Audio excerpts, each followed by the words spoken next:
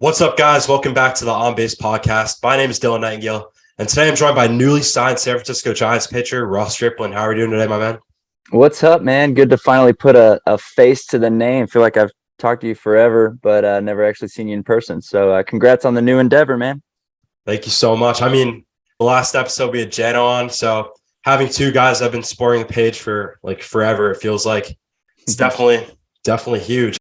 I don't even know like when you started following. I remember definitely you guys were two of the bigger guys that started following the page. So I remember being starstruck, probably a sophomore in high school, and now full circle almost. I'm freshman in college. You just signed a $25 million deal, so it's pretty cool, dude. Of Yeah, man, we're on the come up together. Let's keep it rolling. course. In terms of being busy, I feel like it must be wild for you right now. Even aside from baseball, I saw Jackson turn 2 last week already, which is crazy to see. And if I'm not mistaken, I think Shelby's due soon. So how's that been Yeah, for you guys? yeah, it is crazy, man. This is a very exciting and anxious, anxiety-filled time in our lives for sure. New team, new faces, getting to know just a ton of new people, which is fun. I instantly get like 60, 70 new friends, but I'm trying to get my bearings here with the Giants. I left Houston where my wife and 2-year-old son live.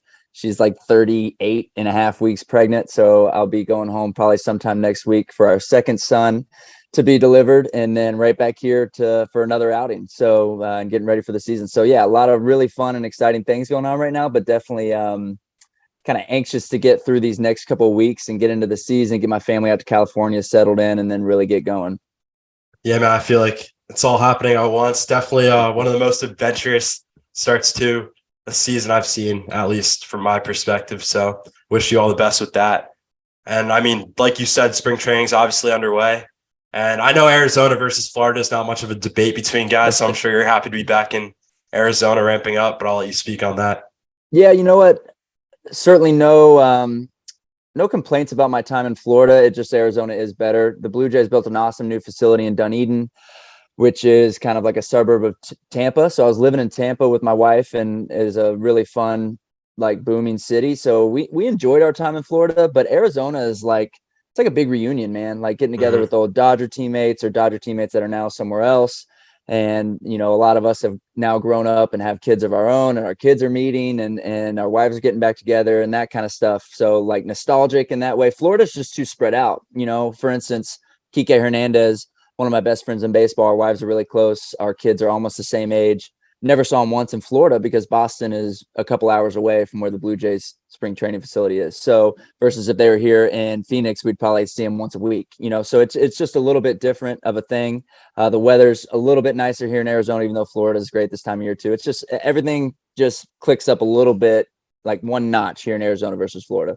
You just touched upon it yourself, but Giants obviously have a very exciting roster heading into the season, and there are some serious additions made this offseason, including yourself. But how cool is it to be in a clubhouse with guys like Jock, Scott Alexander, and Alex Wood again, Yeah, reuniting with some of the old guys? yeah, full circle. Like you talked about with your podcast earlier, it's full circle with my teammates, man. Alex was in my wedding. He's one of my best friends in baseball as well. And, coming back and being in a locker next to his is just great. Like getting the band back together a little bit. And then Jock was my AA roommate in 2013. So we've been together forever as well. Just one of the happiest go lucky people in all of the sport. So just having Jock around every day is great. And then, yeah, Scotty was like a guy that I kind of lost track of. We were close in LA. And then as baseball works, you get to move apart from each other and you just kind of lose track of where guys are. And lo and behold, Farhan finds him again, picks him out and puts him in the big leagues. And he has a great September and looking like he's going to be a big part of what we do again. So it's cool to have familiar faces for sure. Gabe Kapler was my minor league coordinator. Farhan was one of my GMs in LA. So that helps, really sometimes you're walking into a situation totally blind, don't know anyone, and we're used to it. We're good at like getting along with each other and starting fresh and making friends. But when you can walk into a brand new organization and have 6, 7 good friends, really familiar faces and people that you're comfortable being around, it helps a lot. Yeah, for sure. Just to go back talking about Scott a little bit, I know everyone knows about the old Dodger teammates. We just said Jock and Alex, but I feel like looking back at Scott's numbers, he really performed during his time in a Dodger uniform, and especially in like the big spots. Definitely one of the more under the radar relievers for sure. Yeah, he's got a unicorn sinker. He really does. One thing that the Dodgers do really well and other teams have started to do well too. Even the Giants with guys like Gosman and some of the others that they've kind of like picked out, and they say, you do this really well, we want you to only do that. The Dodgers were, obviously who I came up with and someone I'm familiar with, but they were really good at that. Like a Max Muncy, a Justin Turner, like guys at other organizations that kind of kick to the curb, and they bring them over and they, kind of fix them up, and all of a sudden they're all-stars. The Dodgers have an unbelievable track record of doing that. Scott Alexander, who was very good with the Royals, I'm not saying he wasn't, but he had a unicorn sinker, and we brought him over to LA, and we're like, dude, throw that thing and just keep throwing it. And when you want to throw it, don't want to throw it anymore, throw it again, because it is a true outlier of a pitch. And now you look at like the Rays bullpen, all they have are outliers. All they have are guys that throw from crazy arm angles or have one crazy pitch, an unhittable pitch or an unhittable sequence. And Scott Alexander is one of those guys. So, it makes sense that Farhan would find him again and tell him to start leaning on his strengths again. These sinkers nowadays, it's insane. Some of the run these pitches had, not even just Scott, but I feel like around the league, off the top of my head, Clay Holmes, his sinker. I feel like it's been such a popular pitch lately, and for a good reason. So definitely cool to see that. Yeah, I debuted in 2016, and that's really when you started to hear about spin rate and throwing up in the strike zone. These hitters, they're the best in the world, and they've only ever seen things at the bottom of the zone, so we can really take advantage of them at the top. And you saw that for a handful of years. And now these hitters, they are the best in the world. They've adjusted to be able to hit that high strike. Maybe not all of them, maybe not all the time, but some of them can go up there and hit it for power. And so now you're starting to see the sinker find its way back in. And yeah, lo and behold, guys like Clay Holmes and Dustin May can throw them 100 miles an hour. So it's definitely it's making its way back into the game as far as like doing things at the bottom of the strike zone again with fastballs, but they're fastballs that are moving 18 inches horizontally at max velos. For sure. Let's talk about Dustin May a little bit now that you mentioned it. I saw a video of him on Twitter. Might have been a couple of days ago. I think it was a video literally from the batter's box. It was a slider too. I can't believe the way that kid throws, and just seeing him come up, obviously he's still got a way to go, but he's had some big success in the majors so far. But how is that seeing a guy like him coming up, maybe taking him under your wing? You tell me. Yeah, he's a Texas kid, and by the time he was like in AA, he was already better than me, so I didn't really need to take him under my wing a whole lot. But he's from basically where I grew up, right down the road. Our high schools are in the same district, so an area I'm very familiar with. So always cool to have another Texas kid having success in the big leagues. I mean, he just was put on earth to throw baseballs, man. He really was. I mean, he's got the length, he's got the ability to create insane leverage, and then obviously he has the strength to throw the ball as hard as he does. And now he's already plenty good. He's coming off a TJ. That's a roller coaster ride as far as how you feel physically and getting your feel back. But I mean, he's got a 2-pitch mix as well as other things, but really, like a true sinker slider mix as good as anyone in baseball. And the future's as bright as it could be for him. So he certainly doesn't need to hear anything from me, and the Dodgers coaching's plenty good to get him back on track now that he's healthy. And I'm sure they're looking for him to have a monster year. I feel like guys like him, the Dodgers have the heavy hitters at the top of the rotation, especially with Julio stepping up the past couple of years, but definitely going to be exciting to see a guy like that flourish in these coming years. And now that you mentioned, something I learned today is that you underwent Tommy John in 2014. I did not know that. So let's talk about the rehab process a little bit. Yeah, it's it's straightforward, man. It really is nowadays, especially when you have it, at a high minor league level or in the big leagues. You're almost for sure going to go with one of the best surgeons in the country. Mine was Neil Elatraj out there in LA. He did my Tommy John. And similar to a running back that has ACL surgery, it's like, okay, that guy's going to come back. He just has to do the rehab. UCL is pretty similar. Like, honestly, you're likely going to come back even maybe a little bit better and stronger than you were before. You got a brand new ligament, a stronger ligament, and you spend a year doing nothing but getting stronger, bigger, and learning, your mechanics again and moving faster and all this stuff that we know now about pitching. So it was 2014. It was my first big league spring training. I was piggybacking Kershaw in the first game of spring training, and I tore my UCL, and I missed all of 14, half of 15. But when I came back, I was good. I was throwing harder. I'd figured some stuff out with my body and my mechanics, and I had a full year to work on it. So I was in a better place. Yeah, it stinks to see your friends moving on or see kids get drafted and move past the level you were at, and you feel like you're forgotten. But really, man, you just go through the rehab. It's honestly almost more mental than it is physical. And once you're back, then you get going again, and broke in the big leagues in 2016. So, about a 2-year process before I was facing big league hitters. The more guys we see getting Tommy John nowadays, the more people I feel like forget how much of a mental process the rehab is, just because of how slow it is. I've never had Tommy John, but a lot of it is physical, but I'm sure the mental process is a real grind, and you already touched upon that. But how are you able to stay almost positive while you're going through that? Yeah. Looking back, I'm very thankful, even though to their detriment. I had 2 of my buddies that I got drafted with had shoulder surgeries when I had my elbow surgery. So we were both just kind of wearing a rehab process in Arizona together. We got an apartment together here in Phoenix and went through that all together. And that's still 2 of my best friends to this day. So that was a huge help, just having people to lean on and go through that process together. Secondly, kind of what I touched on already, I was always pretty confident I was going to come back physically. So I was never worried that my career was over, really. Versus those 2 guys that I just talked about had shoulder surgery. That's a different animal. When you're getting anchors put into your rotator cuff or your labrum, that's totally different than a UCL repair. So I was never in like that dark of a place mentally where I was like, man, I might have to move on with my life. I always knew I was going to come back and have a chance to make it to the big leagues and have a chance to, keep fighting for my career and moving up through the levels. So that helped. But kind of also what I touched on, you just seeing all these kids move up and move to different levels, or you're seeing guys pitch and be healthy and you're just envious, or see a guy make it to the big leagues maybe that you were drafted with and you're like, man, I'm as good as that guy. Am I going to get my chance? So it's stuff like that where you just feel like you're getting left behind. You feel like you're almost wasting a year of your life. I had my college degree. I was 24, 25 at the time, just spending 14 months in Arizona rehabbing my elbow. So it's a lot of moving parts. I was away from my girlfriend at the time, now wife. We were doing long distance. Like, it's just all that kind of stuff where you're just like, man, this sucks. This absolutely sucks. But you show up, you get the next day done. And the next day you build some weeks together, build a couple months together. And all of a sudden you're back, you're healthy, you're pitching in games that matter again. And we're going. Yeah. I mean, it's tough, man. But like you said, all about perseverance. You came back in 2015, debuted the next year. But let's go back to present day a little bit. You guys are ramping up, you're settling in. How's it been so far working with a pitching mind like Andrew Bailey? I've heard only great things about him ever since he transitioned to a coach. And even during his playing days, he had some real good years. And did you guys have a relationship before you signed here?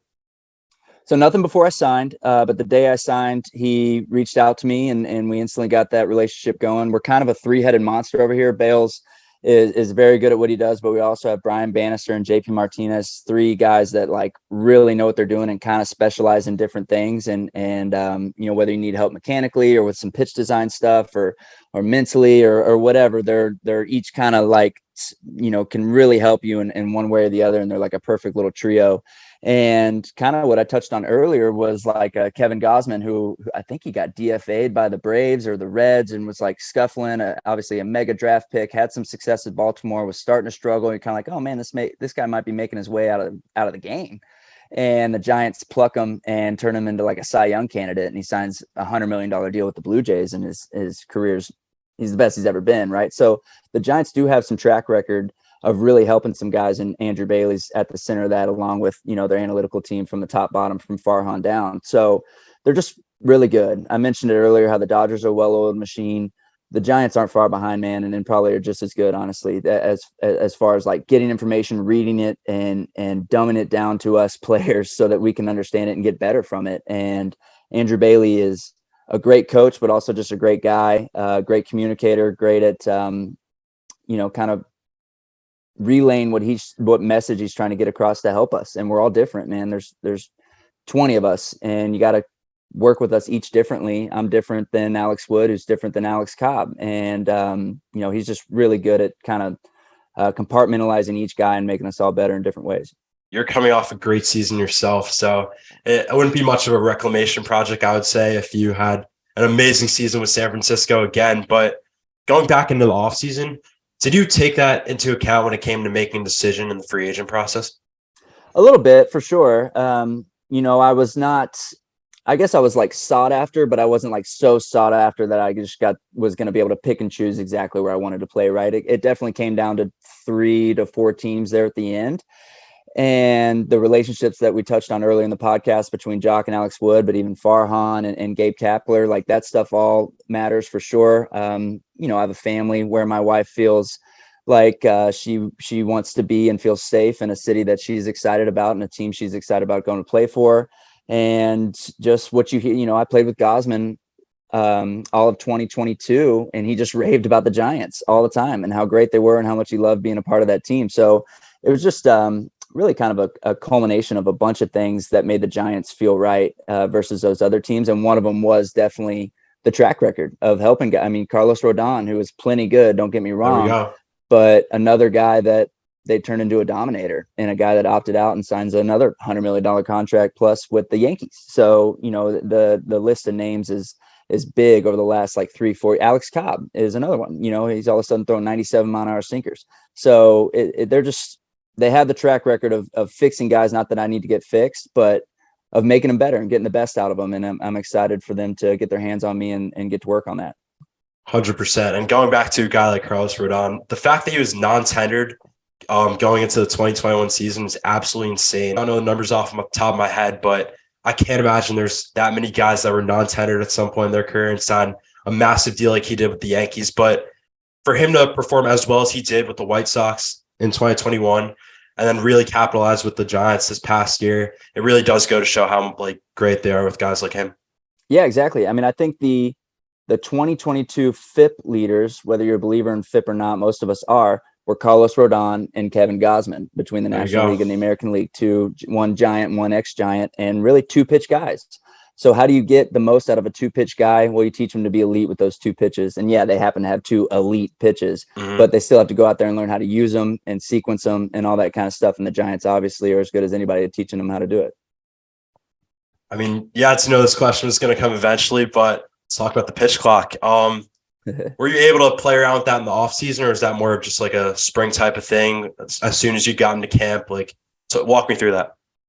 Yeah, so I was part of the CBA discussions as far as when these were implemented. I was the guy for the Blue Jays, so I knew these rules were coming, and was part of the thought process of is it good for the game? Should we agree to it? Oh, it's probably coming anyways. MLB was obviously hell bent on making it happen, so that was an interesting experience to be a part of for sure. I'm glad it's over, and we got a good CBA under our belt, and we can worry about that again in 4 years.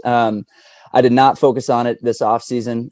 I've always considered myself not necessarily a super fast worker, but on the quicker side. So I wasn't that worried about it. And then the second I got here to Arizona, it was on for our bullpens. It's been on for our live BPs. And then obviously in these games here this first week. So just kind of getting a feel for it myself, but also watching these early games and watching Manaea go through it today on the mound. And he didn't have an issue with it. And I know I work just as fast, if not faster than him. So as a whole, I'm not worried. I just think, this is the big leagues, man. Sometimes there's 40,000 people on the road screaming at you, and you got guys on first and third with one out, and you need a punch out. Sometimes you need to step off and take a deep breath, and that's not part of the game anymore. You don't have that luxury, and it's going to be interesting these first couple weeks of the season, how teams try to take advantage of maybe some young pitchers that are making debuts or early in their big league career and are obviously sinking or swimming a little bit. So I think it's going to be good for the game. Obviously, the speed of the game is a narrative that's been around baseball for years now, part of my whole big league career. How do we speed up these games? How do we get more action? These rules are going to bring it into play for sure. And we hope, it gives fans a better experience both at the game and watching at home. And I think it will. It's obviously not going to be pretty these first few weeks of spring training, but it's definitely great that I almost want to say it's great that they're getting it out of the way, during this time of the year. So once we step into the season, it just becomes second nature for most of these guys. And we did see it in the minor leagues last year. So it's definitely something that works and something that's people are just going to get used to at some point. But beyond just the pitch clock, you briefly mentioned that it seems like people are almost downplaying the whole disengagement rule. And I feel like that's definitely going to be a big one as well. Like you said, teams can manipulate younger guys or even established veterans. This is new for everyone. So do you think that's also going to be a big one when it comes down to it? Yeah, for sure. And, really the disengagement thing is the only way to enforce the pitch clock. If you don't have that, then we would just be stepping off, asking for new balls, or hitters would be calling time or whatever. You have to be able to enforce this pitch clock.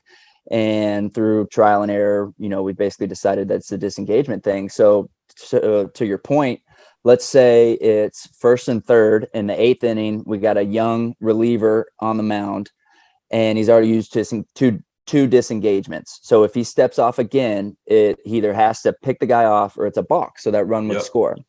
The guy from first is 100% just going to start walking to second base. Oh yeah, he's going to be dancing for sure. Just start walking, because we've been so trained to step off and heave the ball to second base and get him in a rundown, because our infielders are elite. They're going to get an out somewhere.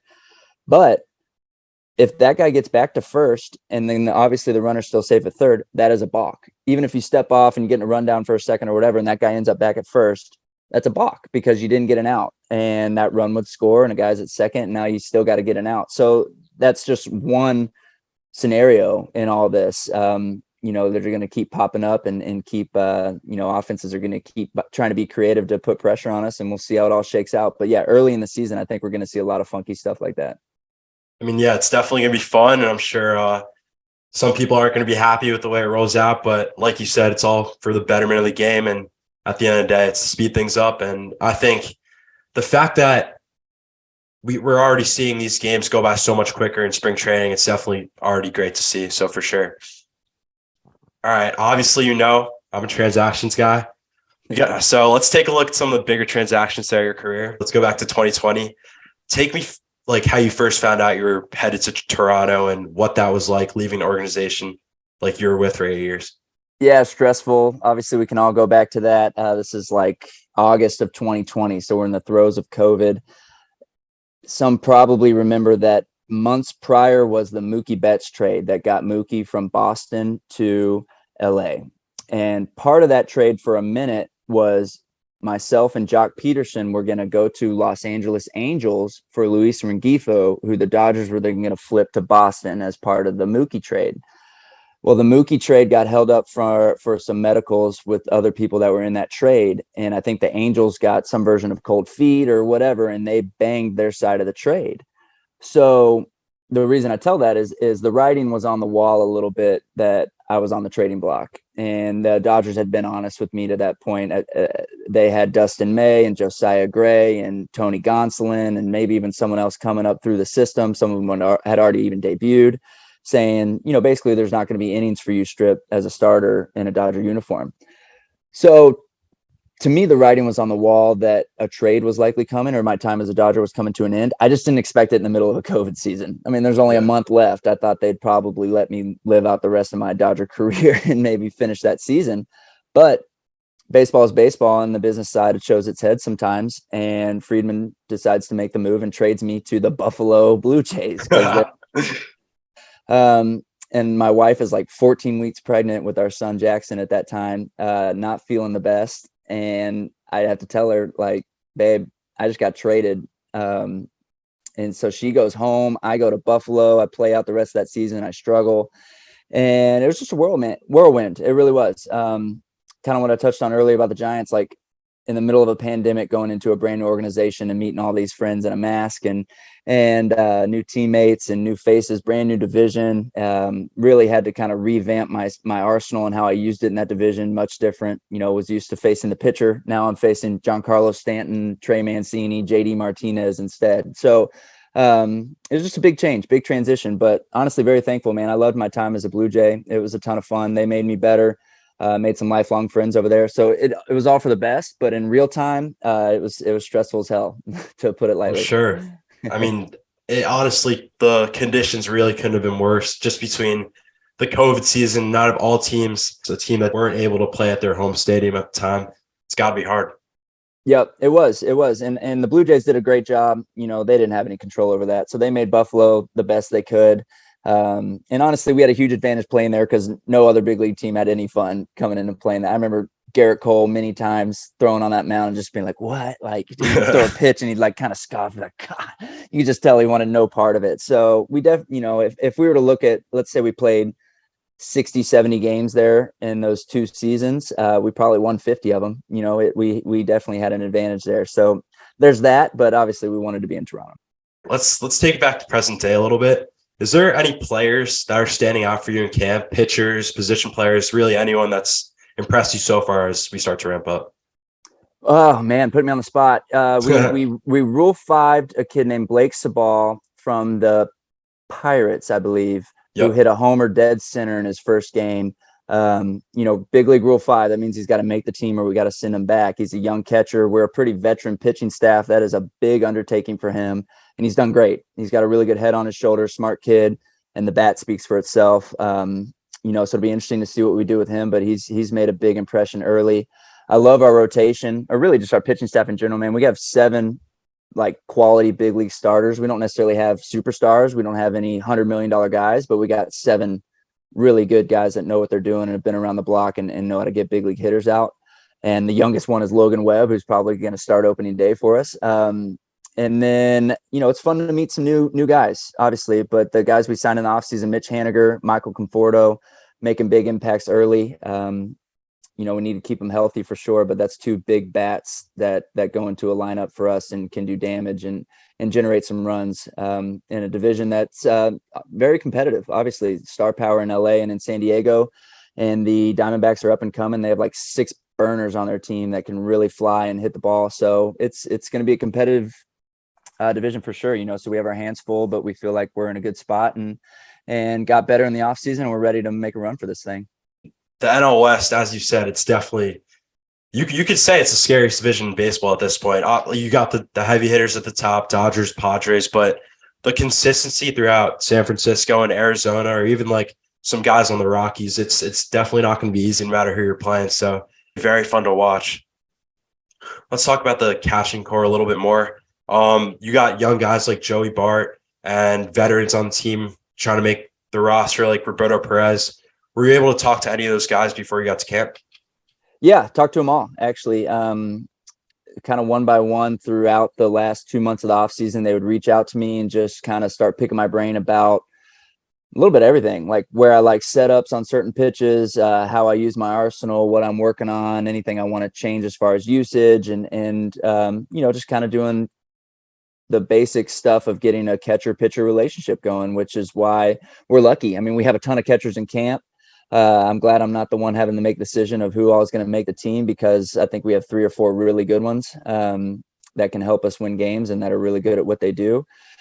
So it'll be interesting to see how that shakes out for sure. But yeah, really all of them reached out to me at some time or another, because I think I a little bit have the reputation of I just throw a lot of pitches. I have like 6 pitches that I kind of use anytime, any count. So I think catchers want to get that relationship working quickly so that it's not a huge learning curve once they get to spring training, because it's a lot. I mean, I'm just one guy. There's 40 pitchers in spring training, and most of our catchers are new to the org and they're trying to learn them all.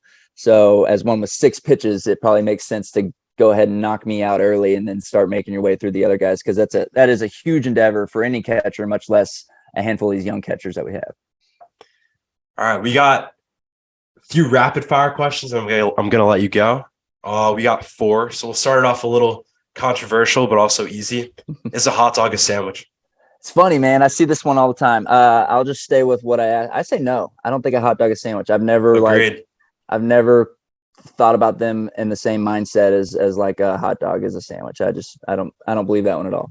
Yeah, no, I think it's its own category at this point. I hate when people try to make the argument, but everyone's got to have their own opinion on that. All right, next one. Who's the toughest hitter you've ever faced? You could think about it. Yeah, honestly, it's easy. It's Mike Trout. He's in a stratosphere by himself, especially for me. And I know that's obvious. I know you say this is quick, but I might as well tell. I mean, he's legitimately. It's worth going to look his stats against me. It's something like 9 for 12 with 3 homers, a double, and a triple. Like it's wow. It is ongoing of how I will get that man out, because I just don't. You can beat him up in the zone if you throw hard and like hard, but I don't throw hard. So my up in the zone might beat him once, but if I stay there, it's not going to keep beating him. And he is the best low ball hitter in the world. And the reason he is maybe the best hitter that's ever lived is he just doesn't miss. Like if you make a mistake, he will mollywop it, versus some other guys might foul it off, pull it foul, swing and miss, whatever. If you make a mistake to him, he's going to hit it hard, and especially low in the strike zone. And that's kind of where I make my bread and butter. I'd throw stuff like middle down or chase off, and he doesn't fall for it. He'll go and get it, or he will just hammer it. And that's why he's a tough out for me. I almost feel like we take it for granted that he's an active ball player. Like we're literally witnessing greatness. So I mean, as a baseball fan like me, it's something I try to like take a step back with every now and then, pull up the baseball reference page and just really, it's like, yeah, this guy's real. He's in the big leagues right now. So it's cool. 100%. Next question. I was actually curious about this one. Which team has the best visiting clubhouse? Yeah, that's actually an easy one. It's the Yankees. The Yankees clubhouse is nice, but it's really all the amenities of it. The food is incredible. It really is. Like, they're serving like steak and lobster and sushi and just like amazing food. Their assortment of snacks and drinks and just everything. Like it's probably better than half of the home clubhouses. I mean, it's just that nice as far as how they take care of you and what's available and how they can kind of hook you up throughout the city. Like, you can go to their club and be like, I'm trying to take my wife to restaurant XYZ tonight. They can't get me in. Can you get me in? He'll make a phone call and get you in that night. It is the big leagues. Like, if you ever want to think of like, what's the big leagues, especially as a visiting baseball player, it's the New York Yankees for sure. There's some cool ones. Boston is stuck. It's not nice by any means, but it's like stuck in history. It's like stuck in time, where you're like, oh man, like Babe Ruth might have gotten dressed in this room kind of thing. Like, it's small, it's compact. It is not luxurious in any way, but you're like, man, this Fenway Park. This is incredible. And you can like feel the history around you. So there's things that are different about different places, but as far as just like 5-star treatment, it's the Yankees. Awesome. I mean, I was going to say this earlier, and I'm sure you're a little more used to it now that you're coming off a couple seasons in the AL East, but how cool is that you're opening up in Yankee Stadium this year? Yeah, it's cool. It stinks in that is a team very familiar in what I do and how I like to get them out. So it'd be nice to maybe face them a little bit later if I pitch that series, but it's cool, man. I've done Yankee Stadium on opening day before with the Blue Jays, and it was awesome. So it's a place that lives up to the hype for sure. So that'll be fun. Obviously, a team that has big expectations for them this year. So I'm sure that place will be packed and bumping and full of energy. So and very unique for the Giants to open up there. Probably won't happen again for a long time. So it's cool to be a part of. All right, one more rapid fire, and I'm gonna let you go. Who's the funniest teammate you've had so far? Oh man, funniest teammate. Let me think about it for a second. He's a one-off, so I'll say him just quickly. There's a guy named Trent Thornton on the Blue Jays. He's wears glasses. He's just he is like funny all the time. Like, there's never a moment where he's not funny. But as probably a more mainstream player that people have heard of consistently is Kike. Kike Hernandez is hilarious. If you follow him on social media, you can see it, or like any of the teams that he's been on, they post him all the time for good reason. He's just always like dancing in a good mood, but he's also very skilled at dancing. So it's like, he can like twerk and like move his hips in ways that most grown men can't. And, he's just got a good beat for like when to be funny and when to be serious, like when to take the game the right way, but also when a team needs someone to be a clown and to keep it light and to, have some fun. So he's the guy that has always been in the locker room as like just the perfect asset as far as like keeping it light and airy, but then locking it in when the game starts and probably going to make you a gold glove play or hit 3 homers in an NLCS game like he did against the Cubs. So he's like kind of the perfect, well-rounded teammate in that way. Yep. Good stuff, man. I mean, that's all I got. I really appreciate you taking the time. Good talk. Yeah. Thanks, man. This is fun. Good luck. Appreciate it.